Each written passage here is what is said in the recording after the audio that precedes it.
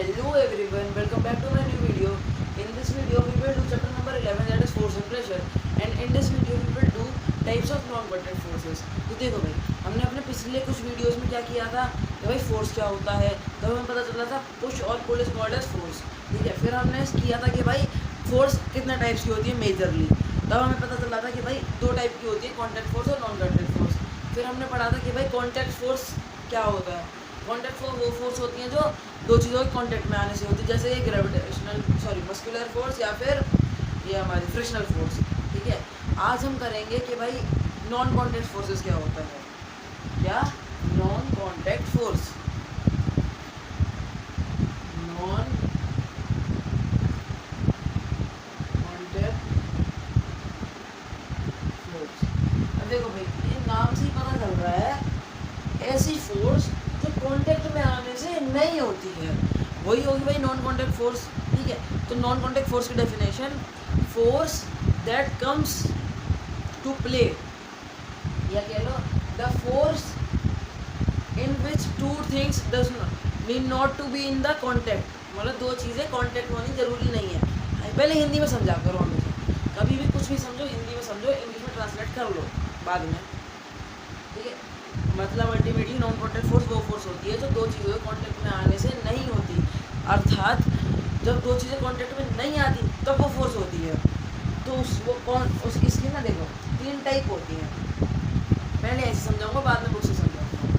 तीन टाइप्स, एक दो और तीन। पहली होती है हमारी ग्रेविटेशनल,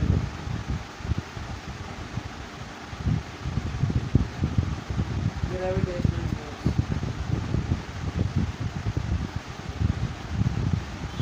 उसके बाद आती है हमारी इलेक्ट्रोस्टैटिक फोर्स।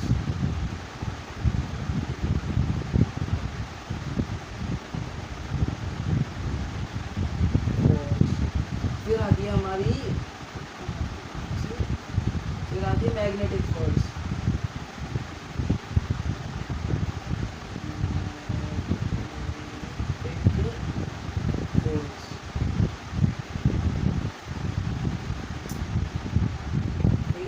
अब देखो ग्रेविटेशनल फोर्स क्या होती है। सबसे पहले बुक में मस्कुलर फोर्स दे रखा है, तो मस्कुलर फोर्स से शुरू करते हैं। सॉरी, मैग्नेटिक फोर्स दे रखा है, तो मैग्नेटिक फोर्स से शुरू करते हैं। मैग्नेटिक फोर्स वो फोर्स होती है जो मैग्नेट अप्लाई करती है। जैसे कि याद है हमने पिछले साल एक चैप्टर पढ़ा था, उसमें हमने पढ़ा था कि भाई उसमें हमने मैग्नेट की फोर्सेस के बारे में ही पढ़ा था। बार मैग्नेट थी, जैसे कि ये एक बार मैग्नेट, ये एक और बार मैग्नेट। ठीक है, ये नॉर्थ पोल है, ये साउथ पोल, सॉरी ऐसे नहीं होता, ये नॉर्थ पोल है, ये साउथ पोल है, ये भी नॉर्थ पोल है और ये साउथ पोल है। ठीक है, अगर हम ऐसे रखेंगे सेम पोल्स रिपेल और डिफरेंट पोल्स अट्रैक्ट। मतलब कि अब देखो मैं एक और बना देता हूँ बाहर मैग्नेट।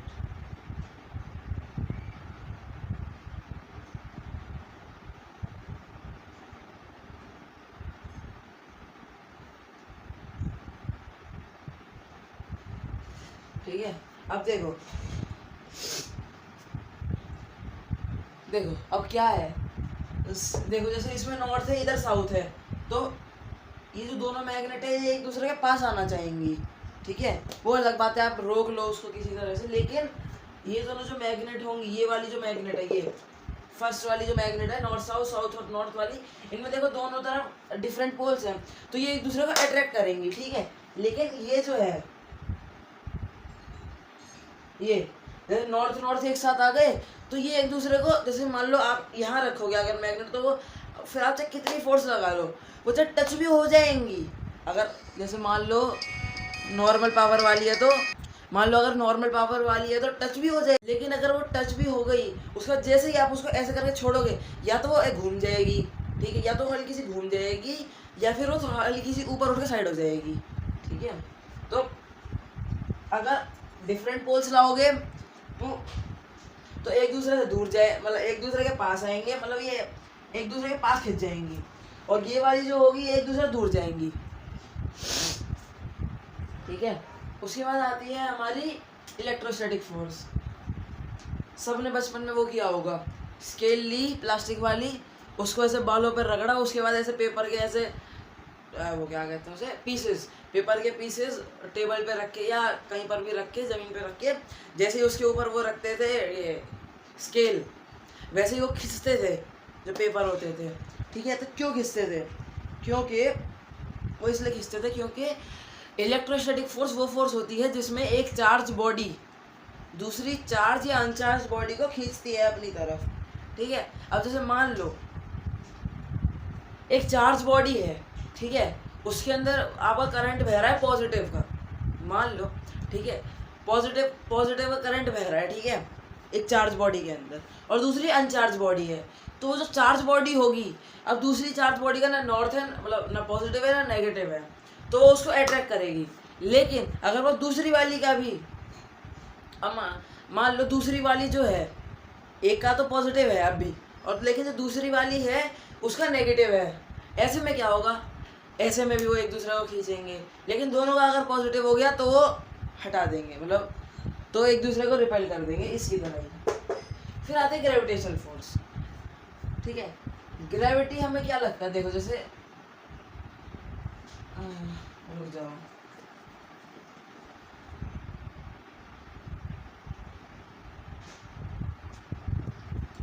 देखो जैसे कि मान लो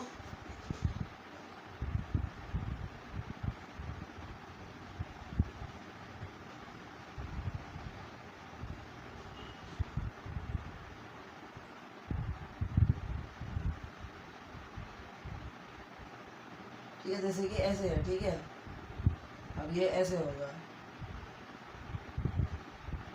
ठीक है।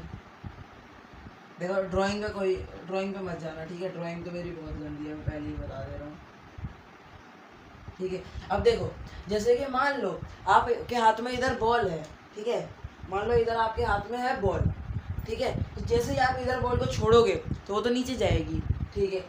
हमेशा जो ग्रेविटी होती है वो अर्थ की तरफ, अर्थ कोर की तरफ खींचती है हर चीज़ को, ठीक है। अब जैसे ये है, आप इधर से छोड़ोगे, इधर जैसे ही आपने छोड़ा तो उस हिसाब से तो वो इधर जानी चाहिए, ठीक है, क्योंकि आप इस हिसाब से छोड़ रहे हो तो जैसे ऊपर छोड़ोगे तो इस साइड जानी चाहिए, ठीक है। लेकिन तभी वो नीचे ही आती है, तभी वो ऐसे नीचे ही आती है, इस साइड छोड़ोगे तभी नीचे ही आएगी, इस साइड छोड़ोगे तब भी नीचे ही आएगी, क्योंकि अर्थ हर चीज़ को अपने कोर की तरफ खींचता है, ठीक है, ठीक है। ये भी हो गई। अब एक बार बुक में से ले लेते हैं जल्दी जल्दी।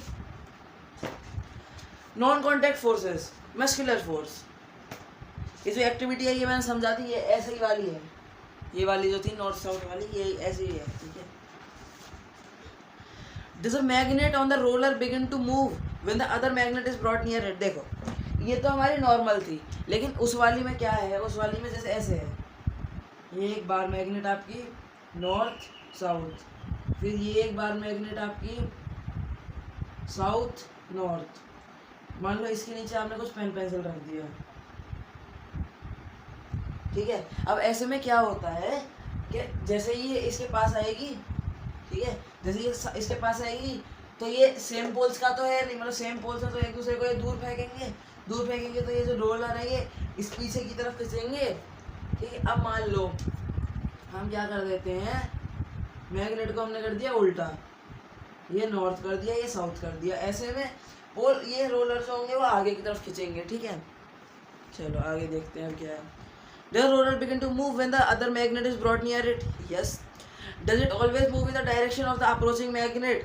What do these observations suggest? Does it mean that some forces must be acting between the two magnets? Yes. You have learned in class 6 that like poles of two magnets repel each other and unlike poles attract each other. ठीक है, पढ़ा होगा ये आपने पिछली class में। Attraction और repulsion between objects can also be seen as another form of push or pull.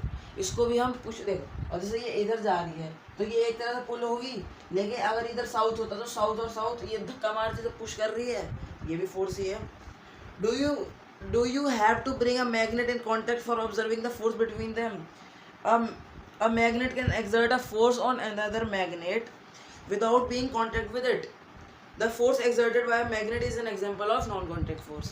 मतलब कि जो मैग्नेट है वो दूसरी मैग्नेट के ऊपर बिना टच करे फोर्स लगाती है, इसीलिए देखो बिना टच करे ही तो फोर्स लगा रही है। ये थोड़ी है पहले हम इसको बिल्कुल पास तक ले जाते हैं, अगर हम इसको यहाँ तक भी लेंगे तो ये अट्रैक्ट कर लेगी, क्योंकि अभी नॉर्थ और साउथ है, ठीक है। तो ये चिपक तो नहीं रही ना, तो नॉन कॉन्टैक्ट है, कॉन्टैक्ट में नहीं आ रही इसीलिए, ठीक है। Similarly, the force exerted by a magnet on the piece of the iron is also a non-contact force. अब देखो आपको ही पता होगा, जो एक मैग्नेट होती है वो आयरन के पीस को अपनी तरफ खींचती है, ठीक है, और वो बिना कांटेक्ट आए खींचती है, इसीलिए इसका मतलब ये जो गार्बेज वाली जगह होती है यहाँ पे इसका ज़्यादा ऐसे मैग्नेट का यूज़ होता है। क्यों? क्योंकि भाई अब देखो अगर वो कांटेक्ट फोर्स लगा है तो पहले उसे आयरन के पीस को टच करना पड़ेगा, लेकिन अब भाई इतना कूड़े का ढेर में से कौन आयरन निकालेगा ऐसे, ठीक है, इसीलिए मैग्नेट लगा देते हैं, मैग्नेट उसको खींच लेती है बिना कांटेक्ट में आए। This is an example of non contact force, ठीक है। अब आते हैं electrostatic force. Take a plastic straw and cut it. देखो जैसे ये टेबल दिखा रखी, टेबल से ऐसे करके एक स्ट्रॉ को लटका दिया, एक को पहले रगड़ लिया अच्छे से, वो चार्ज हो गया, दूसरा अनचार्ज है, ठीक है। तो जैसे ही हम उसको पास लेके जाएंगे वो उसकी तरफ खिंच जाएगा, लेकिन जैसे ही हम दूसरे दोनों को एक ही चीज़ से रब कर देंगे, जैसे मान लो सैंड पेपर ले रखा है, तो दोनों को अगर सैंड पेपर से रब कर देंगे तो ऐसे में जो दूसरा एक स्ट्रॉ जैसे ही पास लाओगे दूसरा स्ट्रॉ उसके पास ना आने की जगह दूर हो जाएगा, ठीक है। Straw is said to have acquired electrostatic charge after it has been rubbed with the sheet of the paper. मतलब जो स्ट्रॉ है उसको इलेक्ट्रोस्टैटिक चार्ज मिल जाता है एक बार जब वो पेपर से रगड़ जाता है उसके बाद। The force exerted by a charge body on another charge और uncharge body is known as electrostatic force, यही मैंने बताया था। This force come into play when an body can are not in contact. मतलब ये फोर्स तब आती है, ये फोर्स तब एक्शन में आती है जब दो चीज़ें कॉन्टैक्ट में नहीं होती। The electrostatic force therefore is another example of non contact force. You will learn about electric charge in chapter 15। मतलब ये जो हमारी इलेक्ट्रोस्टैटिक फोर्स है ये भी एक नॉन कॉन्टैक्ट फोर्स का ही टाइप है, क्योंकि भाई इसमें भी कॉन्टैक्ट में लाने की ज़रूरत नहीं होती। और बाकी हम ये इलेक्ट्रिक चार्ज जैसे इलेक्ट्रिक चार्ज जिसके बारे में हम अपने चैप्टर नंबर 15 में पढ़ेंगे, जो है होगा हमारा electric currents and its effect, chemical effects of electric current. हाँ, तो अब आते हैं हम अपनी ग्रेविटेशनल फोर्स पे। You know that the coin और a pen falls to the ground when it slips off your hand. आपने भी देखा होगा, मान लो देखो जैसे मान लो कभी लिखते, मान लो जैसे मैं इसे इरेज कर रहा हूँ, अब ऐसे इसको इरेज करते करते मान लो मेरे हाथ से छूट गया तो नीचे गिर गया। Leaves and the fruits also found on the ground when they get detached from the plant. मतलब आपने भी देखा होगा कभी जैसे ऑटम का सीजन आता है तो उसमें ये जितने भी ये जो ट्रीज होते हैं ये अपनी पत्तियाँ झाड़ देते हैं, या कह लो शेड, मतलब सारा पतझड़ भी कहते हैं इसको हिंदी में, ठीक है। तो इसमें तो आपने भी देखा होगा जैसे ट्री से गिरती है तो वो नीचे की तरफ आके गिरती है, ठीक है, जो लीफ होती है। Have you ever wondered why it is so? क्या आपने कभी सोचा है कि ऐसा क्यों होता है? Because of gravity. When the coin is held in your hand it is at rest. मतलब जब एक कॉइन आपके हाथ पे रखा हुआ है तो वो रेस्ट पे है। ऐसा जैसे कभी टॉस करते हैं तो जैसे बोलते हैं ना, बताओ भाई क्या लोगे तुम, हेड्स या टेल्स, ठीक है। अब जैसे मान लो सामने वाले ने बोल दिया भाई मैं हेड्स ले रहा हूँ, ठीक है, तो ऐसे में क्या करते हैं, ऐसे में करके जल्दी से उसे ऊपर, जैसे लेकिन वो ऊपर जाने के बाद नीचे जरूर आता है because of gravity. It is at rest as soon as it is release it begin to move downwards. मतलब जैसे ही आप अब जैसे मान लो ऐसे कर रखा है हाथ, ठीक है, उसको हल्का सा उछाल के जैसे हाथ डालोगे तो नीचे की तरफ गिरेगा, ठीक है। It is clear that the state of motion of the coin undergo a change. मतलब जो स्टेट ऑफ मोशन है कॉइन की उसमें कुछ ना कुछ तो चेंज आ रहा है, इसलिए तो हिला। Can this happen without the force acting on it? क्या ऐसा हो सकता है अगर उसके ऊपर एक भी फोर्स एक्ट ना हो रही हो तो? What is this force? ये फोर्स कौन सी फोर्स है भाई? Objects falls on the thing falls towards the earth because it pulls them. जो हमारा थिंग है, ऑब्जेक्ट है, वो अर्थ की तरफ गिरता है क्योंकि अर्थ की जो फोर्स है ग्रेविटेशन फोर्स वो उसे खींचती है। This force is called as force of gravity और just gravity. This is an attractive force. The force of gravity act on all object. The force of gravity act on all of us all the time without being aware of it. ये कह रहा है कि भाई जैसे हमारी जो magnetic force थी उसमें क्या था, उसमें अट्रैक्शन के साथ रिपल्शन भी हो रहा था। जो इलेक्ट्रोस्टैटिक फोर्स थी उसमें क्या था, अट्रैक्शन के साथ रिपल्शन भी हो रहा था। लेकिन ये जो ग्रेविटेशनल फोर्स है इसमें बस अट्रैक्शन ही अट्रैक्शन होता है, रिपल्शन होता ही नहीं है। कभी देखा है कि भाई कोई चीज़ ऐसे ही हवा में उड़ रही हो, मतलब जस्ट कोई बोलेगा भाई चिड़िया उड़ती है, लेकिन भाई वो अपनी जो विंग्स फैलाती भी तो है। अगर वो फैलाना छोड़ दे तो नीचे आ जाएगी, अगर वो स्पीड में ना हो तो। ठीक है, जो फोर्स ग्रेविटी की जो फोर्स होती है वो हमारे को हमेशा लगती रहती है। अभी मैं खड़ा हूँ, अब भी लग रही है। अभी मेरा ये फ़ोन सामने रखा है, इस पर भी लग रही है। ठीक है, अभी ये मेरे पीछे ये बोर्ड रखा है, इस पर भी लग रही है। अभी अभी जो डस्टर गिरा उस पर, वो क्यों गिरा, because of gravity. Water begin to flow toward the ground as soon as we open the tap.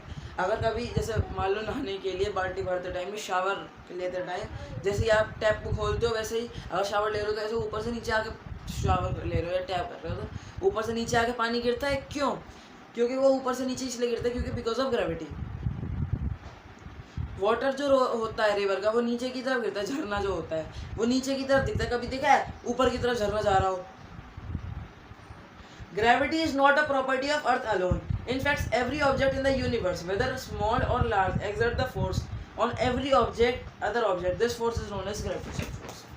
मतलब चाहे हमारे यूनिवर्स में चाहे छोटी से छोटी चीज़ हो या बड़ी से बड़ी चीज़ हो, ठीक है, वो अपनी ग्रेविटेशनल फोर्स एक्सर्ट करती है। जैसे कि सन को ले लो, अब जो सन का मास है वो अर्थ से कितना बड़ा है, इसीलिए तो जो सन है वो हर एक क्या कहते हैं उसे, हर एक प्लैनेट्स को संभाल के रखा हुआ है उसने। अब इसलिए तो अपने आसपास घुमाते, जाने नहीं देता कहीं। अब जैसे मून है, ठीक है, मून अर्थ के आसपास घूम रहा है, ठीक है, क्यों? क्योंकि जो मून है उसकी ग्रेविटी अर्थ से 1/6 टाइम है, मतलब 1/6 पार्ट है। ठीक है, इसीलिए चाहे कितना भी छोटा से छोटा ऑब्जेक्ट हो, चाहे कितना बड़ा से बड़ा ऑब्जेक्ट हो, वो ग्रेविटेशनल फोर्स लगाता है। लेकिन फिर ऐसे में बस उसकी फोर्स का फर्क पड़ जाता है। जैसे ज़्यादा बड़ा ऑब्जेक्ट होगा तो वो ज़्यादा फोर्स लगाएगा ग्रेविटेशनल फोर्स, अगर छोटा ऑब्जेक्ट होगा तो वो कम ग्रेविटेशनल फोर्स लगाएगा। ठीक है, इसके साथ हमारा ये नॉन कॉन्टैक्ट फोर्स का टॉपिक पूरा हुआ। आई होप कि आपको ये तीनों फोर्सेस और ये नॉन कॉन्टैक्ट फोर्स समझ में आया हो। आई होप कि मैंने अच्छे से एक्सप्लेन कर दिया हो। So thanks for watching, like to subscribe, bye, और ऐसे वापस आते रहना।